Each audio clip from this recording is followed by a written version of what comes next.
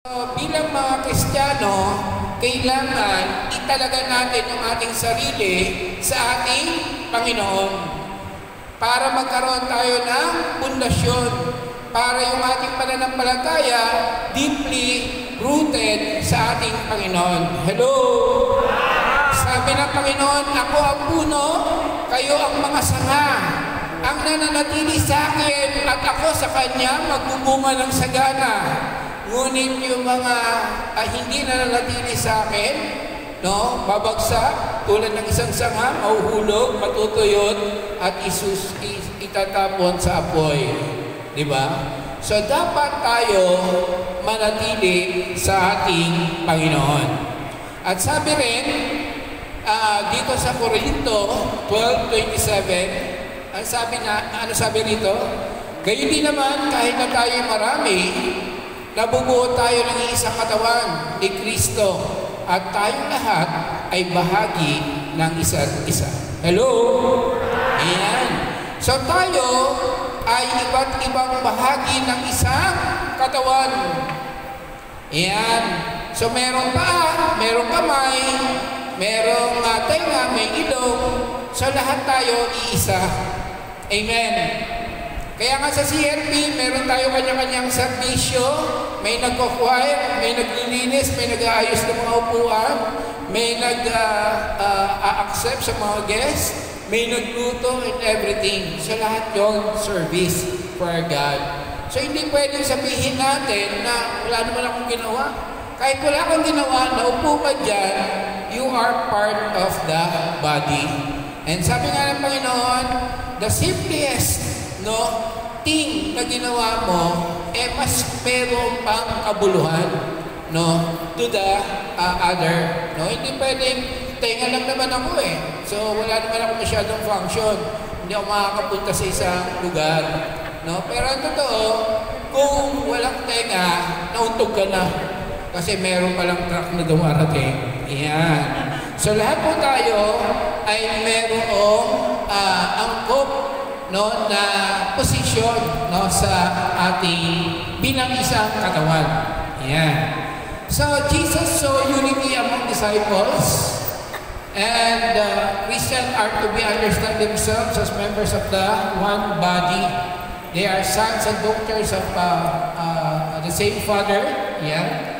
And Jesus saw unity among disciples and believers, and so important that His final prayer was for unity. Yon, sa maraming pagkakataon ay binabanggit ng ating Panginoon na dapat magkaroon tayo ng kaisahan kung paano ang Ama at ang Anak ay iisa at ang Anak ay minamahal ang tayo ay ganun din po yung pagmamahal na ibinibigay sa atin ng ating Panginoon. Sabi nga, Ama, mag-iisa nawa sa lahat kung paano ikaw ay nasa akin at ako'y nasa iyo. Gayon din naman, maging isa nawa sila sa atin upang ang sanlibutan ay maniwala na ikaw ay nagsugo sa akin. Ayan. So, united with Christ. Ayan. So, sabi sa John 17, ako'y nasa kanila at ikaw ay nasa akin upang lubusan silang maging isa. Dahil dito, malalaman ng sanlibutan na isinugo mo ako at sila'y minamahal mo, katulad ng pagmamahal mo sa akin. Ayan. So sabi nga ng ating Panginoong Jesucristo, hindi ako pumili sa inyo, kundi ang aking Ama ang pumili sa inyo para sa akin. So yung connection ng God the Father and God the Son ay naandun. Kung paano sila ay isa, dapat tayo ay maging isa rin sa ating bilang isang simbahan. So this happens as we turn away from our old selves and are renewed through the power of Christ's resurrection. Sabi sa Rome 6:56, at hindi tayo binibigo ng pag-asang ito sapagkat ang pag-ibig ng Diyos ay binuhos na sa ating mga puso sa pamamagitan ng Espiritu Santo na ipinagkaloob sa atin. Sapagkat nung tayo ay mahina pa, namatay si Kristo sa takdang panahon para sa mga kasalanan natin. Yan. So yung kamatayan ng ating Panginoon, para pagbuklurin tayo between tayo, no, na kanyang mga anak, at para sa Kanya. Ayan. So sabi rin sa 1 John 2:5-6, ngunit ang tumutupad sa salita ng Diyos ay umiibig ng wagas sa Diyos. Sa ganito nalalaman natin na tayo ay talagang nasa Kanya. Sino mang nagsasabing na natili siya sa Diyos ay dapat mamuhay tulad ng pamumuhay ni Kristo Jesus. Iyan. So kung sinasabi natin na tayo ay kaisa ng ating Panginoon, nararapat lang na dapat na tularan natin siya. Mamuhay tayo ng may kabutihan at may pagsunod tulad niya na sumunod hanggang kamatayan. And we are children of the same Father, no? We are thus brothers and sisters to one another. Sabi nga, isang pananampalataya, no? Isang pagbibinyag, isang Panginoon, no? Ang ating turingan. Yan. So, ginagawa ko ito upang palakasin ang kanilang loob at upang mapuklod sila sa pag-ibig. Sa gayon, mararanasan nila na ganap ang pagpapala ng tunay na pag-unawa at kalamang tungkol sa hiwaga ng Diyos na walang iba kundi si Kristo. Ayan. So, brothers and sisters, grabe, halos yung konteksto, no, ng ating Biblia ay tumutugon, no, palagi, no, sa pagkakaisa. At sabi nga sa Mark 3:25, kapag naglaban-laban ang mga kaanib ng isang sambahayan, magkakawatak-watak ang sambahayan iyon. Yan. So alam niyo po ba ang North A, 40 years this year. Yan. 40 years na tayo, 1986 to 2025, 40 years na yan. So ibig sabihin na nagpasap po natin yung mga ganitong sitwasyon at mananatili pa ito for many, many more years. Yan. So sabi sa Luke 11:17, subalit alam ni Jesus ang kanilang iniisip, kaya sinabi niya, ang bawat hari ang naglalaban-laban ang mga mamamayan ay babagsak, at alinmang sa bahayang sila ang naglalaban-laban ay mawawasak. Kaya iwasan po natin yan, no? Iwasan po natin yung kampi-kampi. Yan. Okay, so again, sabi sa Ephesians 4:15-16, sa alip, sa pamagitan ng salita ng katotohanan, sa diwa ng pag-ibig, tayo dapat maging lubos na katulad ni Kristo, na siyang ulo ng ating iglesia. So this unity is to be reflected in 3 areas. Yan. So una-una, sa ating marriage, sa ating mag-asawahan, samahan, no? So kailangan ay talagang panatilihin natin yung matibay na pagmamahalan bilang mag-asawa, at sa ating pamilya, no, ay ipamuhay natin, no, ang ating Panginoon. And of course, sa community natin, let us be more active, no, sa ating mga gawain. So, united for mission, God builds us up in order that we may serve Him and be His co-workers in establishing His kingdom. We are to be united in order to do mission. Yan po. So, ang mission ng ating Panginoon, the same, yesterday, today, and tomorrow. And the same spirit, no, yung gumagalaw sa atin. Further, we need to be united in order for a mission work to be effective.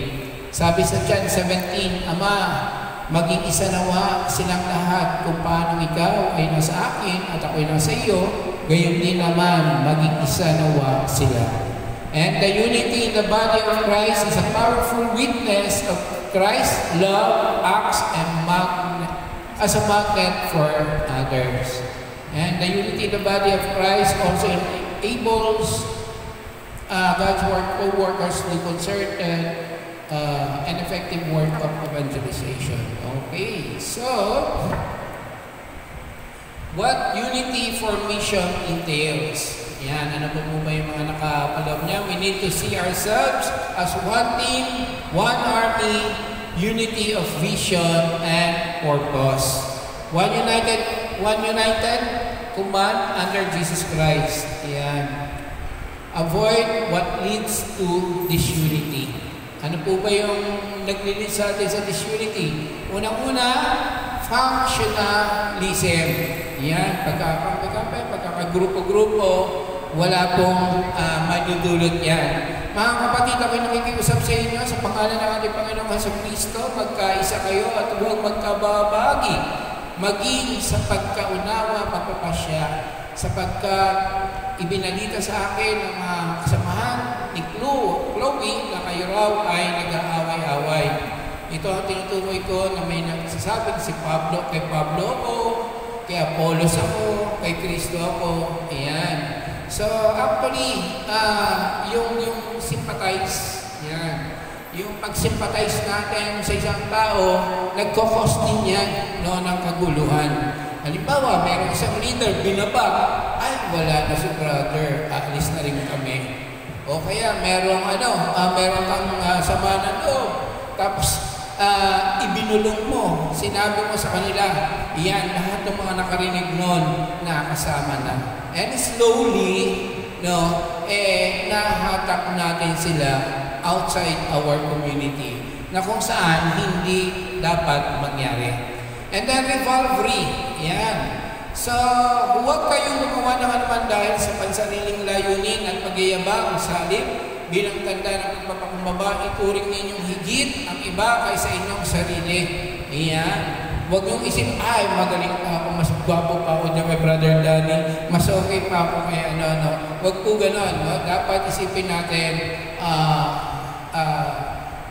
in time, God will use us. Yan. No? Kung ano yung let's follow, no? Yung leader natin. And then, kung meron, kasi may nangyari din sa akin nun Kasi alam ko yung culture ng Youth for Christ at SFC. One time, nakasama kami sa isang unit. Ang unit namin, kanta lang kami, worship. Tapos kain na, kwentuhan na. Ayan. So, walang Bible study, walang sharing na nangyari. So, hindi ko ma-insist, pero sabi ko, sinabi ko naman sa leader, pero I don't know kung nagawa ng paraan. Pero sabi ko, dahil nakita ko yun, someday kapag ako na, hindi ko gagawin yun. Ayan. Pero it doesn't mean na ako ay alis or sinabi ko na mali yun. Yan. So, another thing, envy. We do not envy another success in pursuing our mission. Yan. Rather, what happened to one happens to the rest. Yan. We do not envy other success in pursuing our mission. Rather, what happens to one happens to the rest. Dapat matuwa tayo, magulak tayo. So minsan, let's pray for our brothers and sisters. Minsan totoo yun So bago ako mag-bless, kailangan mag-bless muna si Brother Rafi. No? Ganun yun Sabi ko, parang bakit ganun, no? Katulad nun, I'm asking for God for a new car. Pero ang binigay sa akin ng sasakyan, ang plate number Z. Nung hinihingi ko yun, ang mga palang B. So, kailangan pa palang lumipas, no? Diba, alam niyo, parang yung logic, no? O, kailangan pa palang may mangyari muna bago mapunta sa iyo. And bago ka ma-bless, kailangan may mga taong ma-bless muna. At hindi mo, hanggat hindi na-bless yun, ito nadidelay yung sa iyo. Kaya let us pray for one another to be blessed. Amen. Ayan, dissension, hindi pagkakaunawaan. Ayan po. So, ito, very normal na nangyayari. No? Medyo nag-assume, no? And later on, ang mahirap pag sinakyan. Pag sinakyan na, wala na. Pero kung magiging malawak yung bawat isa, hindi na magsasalita, and hayaan na mangyari yung dapat, yan. So katulad po ako noon, meron po akong isang leader na for 20 years, member na sila. And then, one time, bumalik yung asawa. Kasi parang na-inspire ulit siya. So nung bumalik, yun na yung chance namin na gawin siyang household leader. And then later on, naging ano na sila, unit, ay nag-CLP, team leader. So na-question po daw gano'n. Eh, matagal daw, hindi pa dumaan sa gano'n. So ang ginawa na, let it be, no? So nakita nila na among the CLP that time, sila lang yung nakapag-graduate ng marami. And so, it's God's way, no? Kaya naging, naiintindihan nila, naunawaan nila. Pero kung noon pala, medyo na tayo, medyo, syempre, kawawa naman. O, naglaylo na nga, maglalaylo pa ulit. Yan. Okay. So, Galatians 15:19, 5:19-21. Hindi may kakaila ang mga gawa ng laman. Yan po.